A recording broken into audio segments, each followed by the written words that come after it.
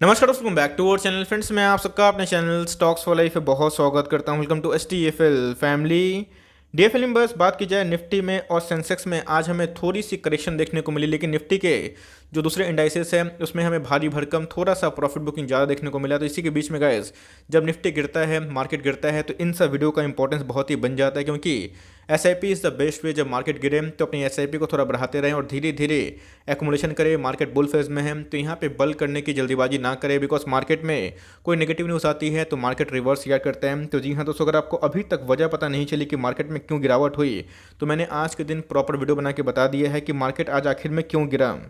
इसके मोटे मोटे दो वजह हैं। सबसे पहले FOMC का आउटकम आने वाला है मीटिंग का, जहां पे इंटरेस्ट रेट को लेके एक बहुत बड़ा फैसला लिया जा सकता है। और दूसरा दोस्तों, एवरग्रेनेट, आपको पता है कि चाइना की एक बहुत बड़ी रियल एस्टेट कंपनी है, उन्होंने लोन डिफ़ॉल्ट कर दिया है। और ग्लोबल लोन जब डिफ़ॉल्ट होता है तो मार्केट में एक पैनिक आता है, और इससे पूरा इंडियन मार्केट नहीं, पूरा इक्विटी का जो दूसरा मार्केट भी है, यूरोपियन का या फिर दूसरे कंट्री का, उनमें भी आज हमें इम्पैक्ट देखने को मिला। तो जी हाँ दोस्तों, ये सब जब न्यूज़ आती है तो आपका जो रिजर्व पैसा है, आपका जो कुछ लिक्विड पैसा है, ये सब बहुत फ़ायदेमंद होता है, बिकॉज वही सब पैसा आपको अच्छे स्टॉक्स में लगाना होता है। तो जी हाँ दोस्तों, मैं जनरली आज के दिन कुछ मिड कैप और स्मॉल कैप को ज़्यादा फोकस करूंगा, जहाँ पे अभी के टाइम में वैल्यू इमर्ज हो चुकी है और धीरे धीरे आप चाहें अपनी SIP को कंटिन्यू कर सकते हैं। तो कौन कौन से स्टॉक्स अभी के टाइम में बाइंग जोन पे अवेलेबल हैं, फटाफट डिस्कस कर लेते हैं। चैनल फर्स्ट टाइम होंगे सब्सक्राइब कर सकते हैं इस तरह क्वालिटी कंटेंट को सबसे पहले एक्सेस करने के लिए।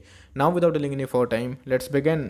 पहला जो स्टॉक है, हमें आरती इंडस्ट्रीज देखने को मिल रहा है। जी हाँ दोस्तों, पिछले कुछ समय से ये 1000 के लेवल पे जाता हुआ देखने को मिल रहा था। उसके बाद हमें एक रेंज बाउंड देखने को मिल रहा है। तो बहुत लोगों ने बोला कि सर आरती इंडस्ट्रीज को आप कवर नहीं करते हैं। तो जी हाँ दोस्तों, इतने बहुत सारे केमिकल के स्टॉक्स हैं, सबको कवर करना पाना थोड़ा मुश्किल होता है, लेकिन इसी बीच में आरती इंडस्ट्रीज अपने आप में बहुत ही शानदार कंपनी है। आप देख सकते हैं कि इधर पे आज के दिन हमें एकदम बहुत ही सपोर्ट लेवल पे क्लोजिंग देखने को मिल रही है। RSI की बात की जाए, मनी फ्लो इंडेक्स की बात की जाए, ये काफ़ी वीक हमें देखने को मिल रहा है। RSI दोस्तों आप देख सकते हैं कि 43 के आसपास देखने को मिल चुका है। तो मेरे हिसाब से जो लोग आरती इंडस्ट्री पे निवेश करना चाह रहे थे, बहुत लोग वेट भी कर रहे थे कि करेक्शन है, तो मुझे लगता है गैस कि ये जो लेवल है अपने आप में ही SIP का लेवल हो सकता है और इसको तोड़ता है। तो जी हाँ दोस्तों, 875 से लेके आपको 850 तक ये लेवल दिखा सकता है। तो जी हाँ दोस्तों, आपके पास थोड़े पैसे होने चाहिए, और आरती इंडस्ट्रीज में अगर आप SIP करते हैं तो इस लेवल से आप चाहे तो धीरे धीरे माल उठाना स्टार्ट कर सकते हैं। बहुत ही फंडामेंटली अच्छी कंपनी है। Q1 के नंबर्स भी अपने आप में आउटस्टैंडिंग आए थे। तो आप चाहें तो आरती इंडस्ट्रीज में इधर से इसको ट्रैक करना स्टार्ट कर सकते हैं। मैं बोलूँगा कि इंडिया मार्ट में घुसने का बहुत ही अच्छा मौका देखने को मिल रहा है। आज मिड कैप में बहुत ही अच्छी करेक्शन देखने को मिली। इसके पहले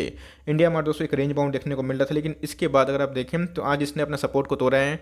बॉलिंजर बैंड की बात की जाए तो अभी के टाइम में मीडियन पे ट्रेड करता हुआ दिखाई पड़ रहा है। तो मैं बोलूँगा कि जिनको लगता था कि इंडिया मार्ट की रैली मिस हो चुकी थी, तो आप चाहें तो ट्रैक कर सकते हैं। इंडिया मार्ट की बात की जाए तो 9950 का स्टॉक है, मैंने आपको बहुत बताया भी, और बीच में ये 9200 के आसपास भी जाने की कोशिश की थी। उसके बाद हमें एक प्रॉफिट बुकिंग देखने को मिल रही है। तो जी हाँ दोस्तों, डेफरी कंपनी है, मुझे लगता है आप चाहें तो इस लेवल पे भी बाई कर सकते हैं। इसके पहले आप देख सकते हैं कि ये बहुत ही ज़्यादा मजबूत हो चुका था, लेकिन अभी की बात की जाए तो 50 के लेवल पे RSI देखने को मिल रहा है। मनी फ्लो इंडेक्स अभी मजबूत है, बट मेरे हिसाब से आप चाहें तो फ्रेश एंट्री कर सकते हैं। बॉटम आउट करने की कोशिश ना करें कि 7000 चला देगा तो ही एंट्री करेंगे। हो सकता है कि मार्केट बहुत गिरे तो एक करेक्शन मिल जाए, बट मेरे हिसाब से अगर आप लिए हुए हैं तो कंटिन्यू करें, और फ्रेश एंट्री एकदम दोस्तों इस लेवल पे कर सकते हैं। इसको तोड़ता है तो जी हाँ, 8 का लेवल तोड़ना अपने आप में घातक हो सकता है। तो नेक्स्ट का जो सपोर्ट है वो 7600 के आसपास देखने को मिल सकता है। तो मेरे हिसाब से इन दोनों लेवल का आपको पता होना चाहिए। For long term zero debt वाली कंपनी है, तो ऐसे कोई घबराने की आवश्यकता नहीं है। मार्केट गिरेगा तो ये भी गिरेगा, बट मेरे हिसाब से इंडिया मार्ट बहुत ही फंडामेंटली अच्छी कंपनी है, और आप चाहें तो इसको आराम से ट्रैक कर सकते हैं, और CMP में भी धीरे धीरे पोजीशन को क्रिएट कर सकते हैं। उसके बाद बात की जाए एफएल इंडिया, जी हाँ दोस्तों, मुझे लगता है कि ये घुसने का बहुत ही अच्छा मौका दे रहा है, बिकॉज ये जो लेवल है अपने आप में ही बहुत इंपॉर्टेंट है। अगर इसको तोड़ता है तो जी हाँ,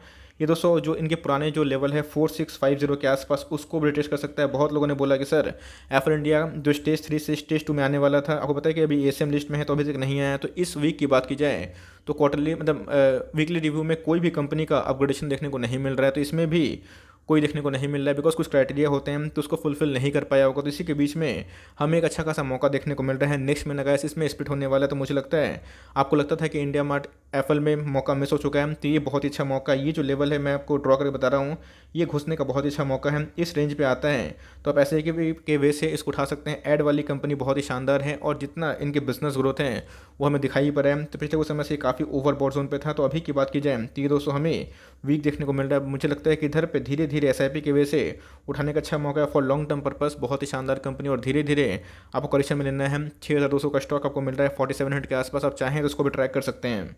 नवीन फ्लोरिन को तो छोड़ना ही नहीं है, डेफरी कंपनी है। इसके पहले ही मैंने नवीन फ्लोरिन को कवर किया था। मार्केट में आज के दिन केमिकल को लेके नेगेटिव सेंटीमेंट था, तो इस नेगेटिविटी का फ़ायदा उठाना है और चाहें तो नवीन फ्लोइन की जगह पे आप एल्की लेमेंस को भी चूज़ कर सकते हैं। बहुत लोग बोल रहे थे सर कहाँ पैसा लगाएं, देखिए दोस्तों मेरे पास ये भी है और एल्की लेमेंस भी है, लेकिन ग्रोथ के वजह से अगर आप देखें तो एल्की लेमेंस में हमें कुछ ज़्यादा ग्रोथ दिखाई पड़ता है। यस, अगर ये भी कंपनी आपके पास है तो बहुत ही शानदार कंपनी है, मेरा भी one of the favourite stock है। बट मैंने क्या बताया कि दूसरे दूसरे इन्वेस्टर का अलग अलग चॉइस होता है, तो फॉर ग्रोथ एल्की लेमेंस बहुत ही शानदार कंपनी है। प्रोमोटर अपने स्टेक को बेच रहे हैं, तो अगर आप उससे ओके हैं, जो कि बहुत ही माइनर स्टेक था, लेकिन आप चाहें तो CMP में दोनों को बाई कर सकते हैं, चाहे वो एल्की लेमेंस की बात की जाए या फिर नवीन फ्लोइन। इसके पहले आपको अच्छे से पता है, मैं 3650 के आसपास बताया था कि नवीन फ्लोइन और एल्की लेमेंस दोनों आ सकता है और धीरे धीरे वही हमें देखने को मिल रहा है। तब चाहें तो CMP में एक आध स्टॉक खरीदना स्टार्ट कर सकते हैं और 3650 बहुत अच्छा एंट्री लेवल हो सकता है, तो इसको ध्यान रखें। और कभी ये मार्केट गिरता है तो भैया इन सब स्टॉक को उठाना ना भूले, बिकॉज बहुत ही मुद्दत के बाद इन सब स्टॉक्स में अच्छा बाइंग जोन आता है और धीरे धीरे आप चाहें तो इसको एड ऑन डिप्स कर सकते हैं।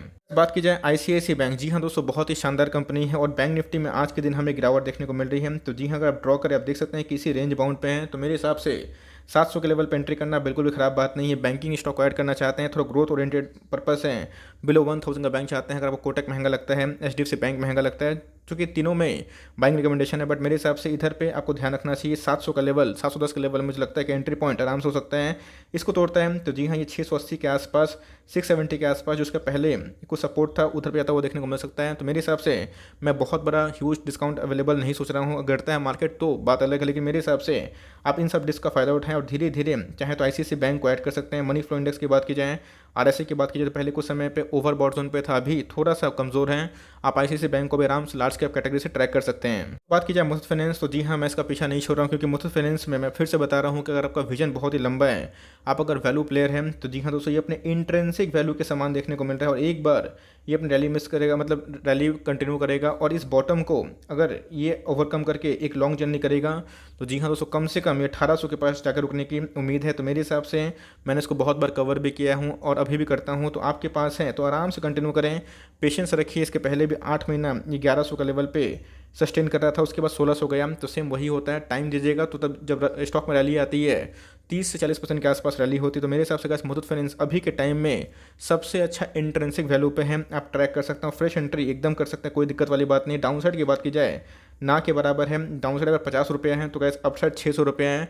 तो रिस्क रिवॉर्ड की बात की जाए तो बहुत ही अच्छा देखने को मिल रहा है, 1:10 1:12 के आसपास। तो मेरे हिसाब से मुथूट फाइनेंस एकदम स्ट्रॉन्ग रिकमेंडेशन है। इस भाव पे शायद आने वाले 6 महीना साल भर में आपको देखने को नहीं मिलेगा। तो फाइनेंस में आपको निवेश करना है, गोल्ड लोन में आप चाहें तो इधर पे निवेश भी कर सकते हैं। ऐसा होता है कि APL अपोलो को मैंने कवर किया था, क्या करती है, ट्यूब्स में काम करती है और एक तरह का अच्छी कंपनी हमें देखने को मिलती है। APL अपोलो में रिसेंटली हमें 1:1 का बोनस देखने को मिला था और मैं बताया भी था कि जब बाइंग जोन पे आएगा तो धीरे धीरे मैं इधर पे उठाना शुरू भी करूँगा और मेरे पास एग्जिस्टिंग होल्डिंग भी है।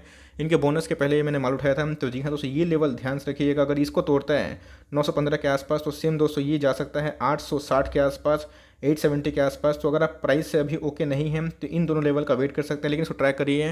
ट्यूब्स में बात की जाए बहुत ही शानदार कंपनी दिखाई पड़ती है और मिड कैप कैटेगरी का स्टॉक है, तो आप चाहें तो इसके जगह पे एस्ट्रल को भी चूज़ कर सकते हैं, प्रिंस पाइप को चूज़ कर सकते हैं। अभी एक वीडियो में सबको कवर कर पाना थोड़ा मुश्किल होता है, बट मेरे हिसाब से APL अपोलो आपको ट्यूब्स में निवेश करना है, स्टील में निवेश करना है, एक तरह की अच्छी बिजनेस है, आप इसको ट्रैक कर सकते हैं। ये हो गए, इसको आप स्विच करके एस्ट्रल में भी निवेश कर सकते हैं, CMP में या फिर प्रिंस पाइप में अगर आपको स्मॉल कैप में निवेश करना है। बट इन सब स्टॉक को ध्यान रखिए और इन सब स्टॉक में 3-5% करेक्शन होता है, तो धीरे धीरे अपने SIP को बढ़ा सकते हैं।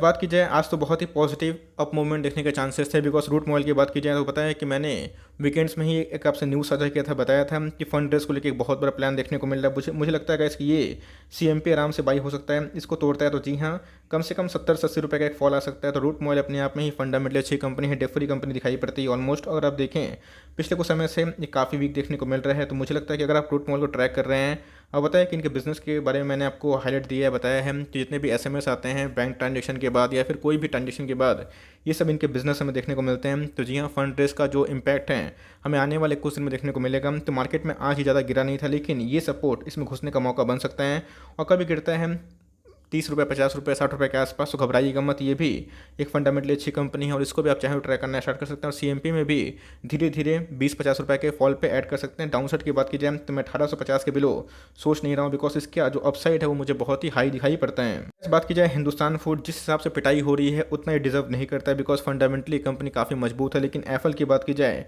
और हिंदुस्तान फूड की बात की जाए, दोनों एक ही टाइम में ASM लिस्ट में हमें देखने को मिले थे और ये भी अभी तक ASM लिस्ट से बाहर नहीं निकला है और स्टेज 3 में ये भी देखने को मिल रहा है। बात तो थी कि अभी तक ये स्टेज 2 में आ जाना चाहिए था, बट जो वीकली रिव्यू होता है किसी भी कंपनी का नाम देखने को नहीं मिल रहा, तो हो सकता है कि कुछ सर्टन क्राइटेरिया ये फुलफिल नहीं कर पा रहे होंगे। बट मेरे हिसाब से मुझे लगता है आपको स्मॉल कैप में ग्रोथ निवेश करना है, ग्रोथ स्टॉक में, तो इसको आराम से ट्रैक कर सकते हैं। अच्छा खासा 600-700 रुपये करेक्शन में मिला, मुझे लगता है कि लॉन्ग टर्म में आपको पछताना नहीं पड़ेगा, बिकॉज कंपनी फंडामेंटली बहुत ही अच्छी है। रिस्क होता है तो रिवॉर्ड ही मिलता है, तो अगर आप रिस्क से ओके हैं तो आप चाहें तो हिंदुस्तान फूड को इस करेक्शन में धीरे धीरे अपनी एसआईपी के वे से उठा सकते हैं। इसके बाद दोस्तों मेरा one of the favourite stock जिस हिसाब से मुझे तो मैं बहुत पसंद करता हूँ, बात की जाए एल्केन लिमिटेड को बहुत पसंद करता हूँ, बर्जर पेंट को भी मैं बहुत ज़्यादा पसंद करता हूँ। इसकी थोड़ी किस्मत ख़राब दिखाई पड़ी, लेकिन स्टॉक एकदम खरा सोना है, और मुझे लगता है गाइस कि एक बार ये ब्रेकआउट देगा, मैं फिर से इसको हर 3-4-5 दिन में कवर कर ही लेता हूँ, बिकॉज बर्जर पेंट की बात की जाए तो एक बहुत बड़ा मल्टीबैगर था, है और रहेगा, बिकॉज इनके बिजनेस में एक मोड है। तो मुझे लगता है कि ये जो लेवल है आने वाले 3 महीने में आपको नहीं मिलेगा। तो मेरे स्ट्रॉन्ग रिकमेंडेशन है गाइस कि एसआईपी में इसको ना छोड़ें, और किसी को उठाइए फिर ना उठाएं, बर्जर पेंट को जरूर उठाएं। अगर आपको पेंट इंडस्ट्री में निवेश करना है आप एशियन पेंट में निवेश कर सकते हैं, बट बर्जर की बात की जाए तो ग्रोथ ज़्यादा दिखाई पड़ता है। मुझे लगता है ये मार्केट में लॉन्ग टर्म तक कुछ ज़्यादा पैसे बना सकती है। यही सब कुछ स्टॉक्स थे, तो मैंने इधर पे एस्ट्रल का नाम नहीं लिया, बट प्रिंस पाइप का नाम नहीं लिया, लेकिन यस दोनों कंपनी फंडामेंटली अच्छी हैं। आप चाहें तो एपीएल अपोलो की जगह उन दोनों स्टॉक को भी ट्रैक कर सकते हैं, और इन सब स्टॉक्स में से आपको जो स्टॉक पसंद है उस पर आप ऐसे भी कंटिन्यू करें। इसमें से जितनी भी होल्डिंग है आपके पास है इसे हम कंटिन्यू करें। सारे स्टॉक्स मल्टीबैगर है और सारे स्टॉक्स लॉन्ग टर्म में अच्छा परफॉर्म करेंगे ही, लेकिन मार्केट गिरता है, किसी के हाथ में नहीं होता है। बट हमारे हाथ में क्या है कि अच्छे स्टॉक को सही भाव पे एड ऑन डिप्स करना है। तीन सब स्टॉक्स में से आपको कौन कौन से स्टॉक्स पसंद आए कमेंट बॉक्स में जरूर बताइएगा। आई होप मेरा एफर्ट आपको अच्छा लगा। वीडियो अच्छी लगी तो लाइक कर दीजिएगा, चैनल फर्स्ट टाइम होंगे तो याद से सब्सक्राइब करना भूलिएगा। फर्दर कोई डाउट उसको ड्रॉप कर सकते हैं, और कुछ रिव्यू चाहिए उसका नाम भी ड्रॉप करना भूलिएगा। I would love to make a video on your demand. Guys मिलते हैं जल्दी ही, तब तक के लिए bye. Thanks for listening friends, God bless you all.